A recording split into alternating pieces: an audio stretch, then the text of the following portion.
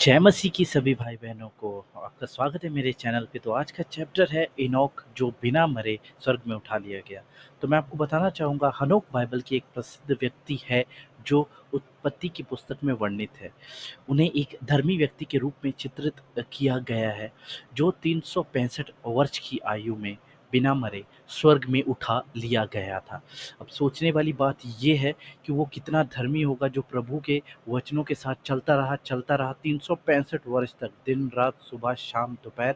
और प्रभु ने एक दिन उसे वहां से उठा लिया, रैप्चर हो गया, ट्रांसलेशन हो गया, स्वर्ग में चला गया। उसका जो धर्मी जीवन था वो एक वैसे ही धर्मी व्यक्ति था और यहोवा उसके साथ चलते थे, जिसका अर्थ है उन्होंने यहोवा की आज्ञाओं का पालन किया और एक पवित्र जीवन दिया।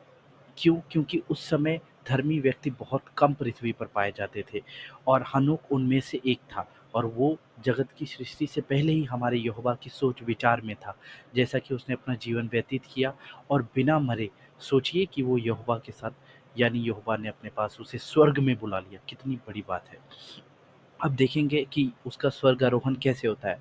बाइबल में हनोक एकमात्र ऐसे व्यक्ति हैं जिनके बारे में कहा जाता है कि वो बिना मरे स्वर्ग में चले गए।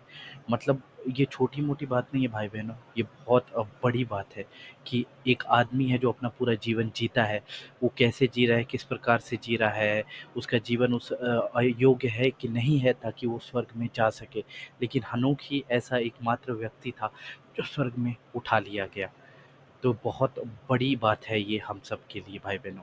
और जैसा कि आप पढ़ना चाहें तो उत्पत्ति 5 की 21 से 24 में दिया गया है। उत्पत्ति की पुस्तक में हनोक के बारे में कहा गया है कि वह 35 वर्षों का था जब उसने मतूशेलह को जन्म दिया और उसके बाद 300 साल तक यहोवा के साथ चलता रहा और फिर वह चला गया क्योंकि यहोवा ने उसे उठा लिया था। तो सोचिए मेरे भाई बहनों कि वो किस प्रकार अपना जीवन व्यतीत करता होगा कि प्रभु को उसका जीवन पसंद आया और प्रभु उसे अपने साथ स्वर्ग में ले गए।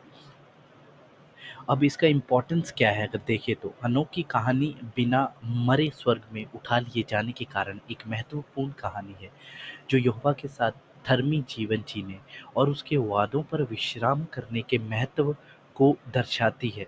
दोस्तों ये इतना आसान नहीं है। अगर हम सोचते हैं कि हम प्रभु में जीवन व्यतीत कर रहे हैं और हम सबको स्वर्ग मिलेगा, तो याद रखिए ऐसा मुमकिन नहीं है, क्योंकि बुलाए हुए तो बहुत हैं, लेकिन जो चुने हुए हैं वो थोड़े हैं जिन पर लहू की छाप दी गई है।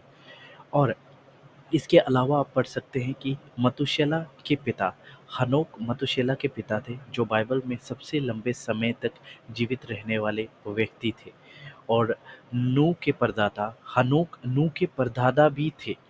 तो जो हनोक थे वो नूह के परदादा भी थे, क्योंकि ये पहले उन वंशावली में से हैं जो जब पृथ्वी को हमारे प्रभु यहोवा ने नष्ट करना था, ये उस समय से पहले से ही इनको चुना गया था। तो ये भी बात सोचने वाली है।